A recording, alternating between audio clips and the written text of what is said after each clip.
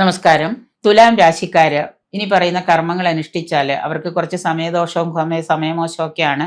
എങ്കിലും ഈ പറയുന്ന കർമ്മങ്ങൾ ഏതെങ്കിലുമൊക്കെ അനുഷ്ഠിക്കുകയാണെങ്കിൽ കുറേയേറെ നിങ്ങൾക്ക് നല്ല കാര്യങ്ങൾ വന്നു ചേരുന്നതാണ്. ശുക്രന് പ്രീതി വരുന്ന ദുർഗയാണ് ശുക്രന് പ്രീതി വരുന്ന ദുർഗാ പൂജയും ദുർഗാ കർമ്മങ്ങളും ഒക്കെ ദുർഗാ ഭഗവതിയെങ്കിൽ വിളക്ക്, എണ്ണ, ധാര, അതുപോലെ ജന്മനക്ഷത്രം, പക്കപ്പിറന്നാൾ തോറും ലക്ഷ്മി പൂജ നടത്താൻ പറ്റുകയാണെങ്കിൽ അത് നല്ലത്. ശുക്രപൂജയായിട്ട് അത് നടത്താൻ പറ്റുകയാണെങ്കിൽ അത് നല്ലത്.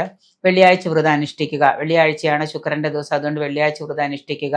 ഒരു നേരം രാവിലെ കുളിച്ച് ഒരു നേരം ഭക്ഷണം കഴിച്ച് ഉച്ച സമയത്ത് പറ്റുമെങ്കിൽ രാവിലെ മാത്രം കഴിക്കുക, ഉച്ചയ്ക്ക് കഴിക്കാതിരിക്കുക. രാത്രി ഏതെങ്കിലും ഫ്രൂട്ട്സോ എന്തെങ്കിലും കഴിക്കുക.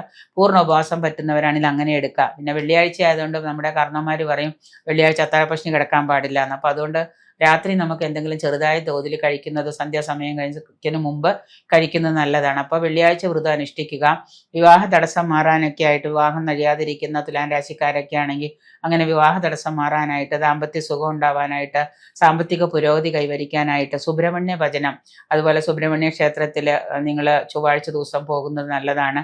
സുബ്രഹ്മണ്യ ഭജനം, അതുപോലെ ഷഷ്ഠി വ്രതം അനുഷ്ഠിക്കാം. ഷഷ്ഠി വ്രതമാണെങ്കിൽ ശുക്ലപക്ഷത്തിലെ ഷഷ്ഠി വ്രതം നിങ്ങൾക്ക് അനുഷ്ഠിക്കാം. ഈ തുലാം രാശിക്കാർക്ക് ഭദ്രകാളി ഭജനം എല്ലാ ചൊവ്വാഴ്ചയും ഭദ്രകാളി ക്ഷേത്രത്തിൽ പോകാൻ, ദേവി ക്ഷേത്രത്തിൽ പോകാൻ പറ്റുമെങ്കിൽ അവിടെ പോയിട്ട് നിങ്ങൾക്ക് പറ്റുന്ന വഴിപാടുകൾ എന്താണോ നിങ്ങളെ കൊണ്ട് സാധിക്കുന്നത് ചെയ്യാം. ബിസിനസ്സിൽ ഏർപ്പെട്ടിരിക്കുന്ന തുലാം രാശിക്കാർക്കാണെങ്കിൽ ആദിത്യ ഭജനം നല്ലതാണ്. എല്ലാ ഞായറാഴ്ചയും അല്ലെങ്കിൽ എല്ലാ ദിവസവും ഉദയസൂര്യനെ നോക്കി ആദിത്യ ഭജനം ചെയ്യാം. ആദിത്യ പൂജ ചെയ്യാം. ആദിത്യ ക്ഷേത്ര ദർശനം നടത്താം. നവഗ്രഹ പൂജയായിട്ടാണെങ്കിൽ അങ്ങനെ ചെയ്യാം.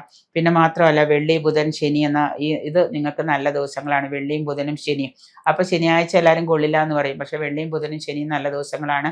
അങ്ങനെയുള്ള ദിവസങ്ങളിൽ നിങ്ങൾക്ക് തുലാം രാശിക്കാർക്ക് ഈ കർമ്മങ്ങളൊക്കെ അനുഷ്ഠിച്ചാൽ നിങ്ങളുടെ ദോഷഫലങ്ങൾ കുറയും. പൊതുവേ നിങ്ങൾ ശുക്രനെയാണ് കൂടുതലായിട്ട് ആരാധിക്കേണ്ടത്. മാത്രമല്ല നിങ്ങളുടെ ജാതകം പരിശോധിച്ച് ദശാകാലം അന്തർദശാകാലവും നോക്കിയിട്ട് ആ ദശാകാലം കൂടെ നിങ്ങൾക്ക് പിഴച്ചിരിക്കുന്ന ദശാകാലമാണ്, അശുഭനാണെന്നുണ്ടെങ്കിൽ നിങ്ങൾ അതിനും കൂടിയുള്ള പരിഹാരം ചെയ്ത് നിങ്ങൾ ഏതെങ്കിലും യന്ത്രങ്ങളൊക്കെ സാധ്യമാവുകയാണെങ്കിൽ നിങ്ങൾക്ക് ദോഷഫലങ്ങൾ കുറഞ്ഞിരിക്കും.